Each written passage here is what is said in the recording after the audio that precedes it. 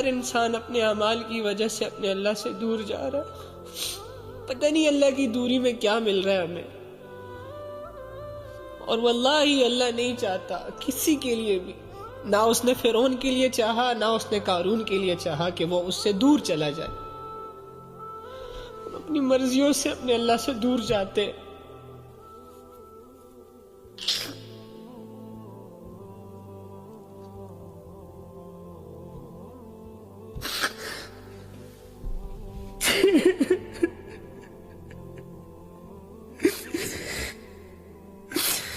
اللہ ہمیں معاف کر دے.